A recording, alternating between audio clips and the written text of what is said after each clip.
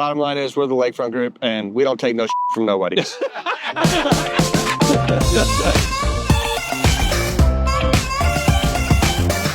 Hi, Hunter Crone, Hagen Cole, Frank Baker with the Lakefront Group. We're here for Malibu Boat Talk. Yes, normally dock talk, but we're out on Lake Dunlap. And I wanted to bring up a topic, might be sore for these guys, of what's the biggest issue you run into in selling waterfront property?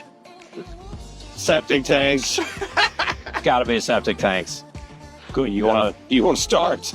I could go on and on about this one, but yeah, septic systems are super common in this area. We don't have a lot of these lakes that enter into city limits, so you don't have public sewer systems. But yeah, I've seen it all. I mean, I've seen tanks buried 8 feet below. I've seen houses with no septic tanks at all that just have drain lines. I mean, the stories could go on and on and on, but as a buyer, something you should definitely pay attention to. Well, and I realize a lot of people come from the city that buy out here, and they're familiar with sewer systems and not necessarily septic systems. And septic systems aren't bad. It's just as long as you maintain them, take care of them, and know where they are. I mean, don't build your house on top of them when you do an addition.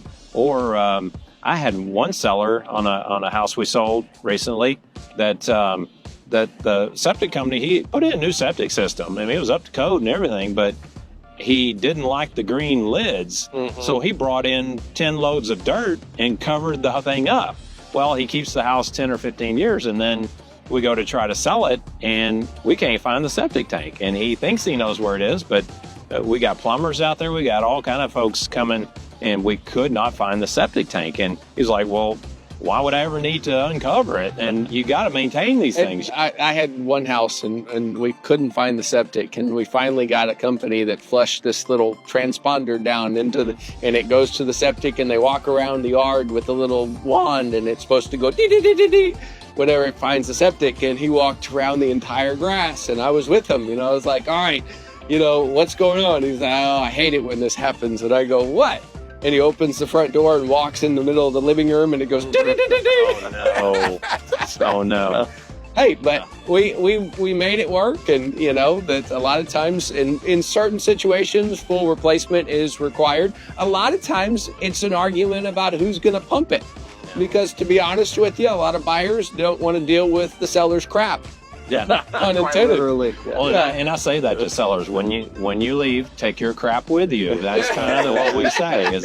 But a fresh start. But don't let septic tanks scare you. I mean, they're nothing. But they're just like an air conditioner or something. You need to maintain it. Don't wait for sewage to back up in your house before you go pump your septic system. Put a little calendar reminder in your phone to make it a preventative deal. Then have to come in after the fact and clean up a giant mess. But on that, I just, not to scare people or whatnot, how often are you seeing complete replacements of septic?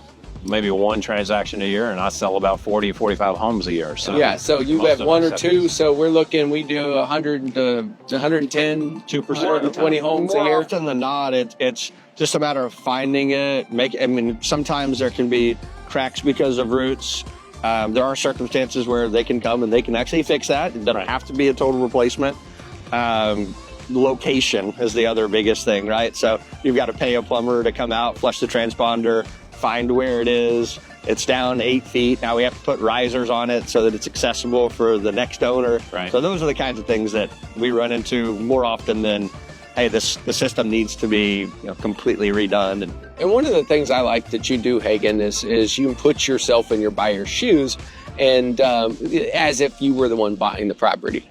Yeah, there are a lot of things that sellers aren't going to negotiate with you on, but if there's something that they should, it's major system deficiencies. Those are critical words that I always give to a buyer. And if you can't flush your toilet, that's a problem. So, and the new septic system could be 20, 25. Exactly. Yeah, we're trying to avoid those catastrophic expenses within your first year or two of ownership is really what you're trying to do in the inspection process. So, making sure your septic is evaluated and you get a clean bill of health there, and you know where it is.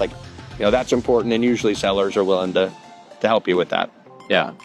So, but even on the seller side, is we're able to get them in touch with the right contractors, where a buyer is saying, hey, replace it. And we're like, hey, this thing's completely repairable. Well, and there's numerous times when I hear that from a buyer's agent, I get a second opinion, see if it actually needs to be replaced before you go spend or adjust your price, $20,000. Yeah, because you have engineering you have to go through. That can be a process kind of in and of itself. And that's something else that I always talk about with buyers if they're buying vacant property. I mean, I have been on some really small lots around these lakes, and TCEQ has regulations now on how far you have to be set back from the water. And so, And wells. and wells as well. Yeah. So There's one section on Meadow Lake, a guy bought the property, not through us, but I actually ended up driving through there, and the neighbors were bickering that, you know, he was trying to get a septic system put in, but the guy across the street had a well, and it literally rendered that property useless because they couldn't put a septic on that property that they bought.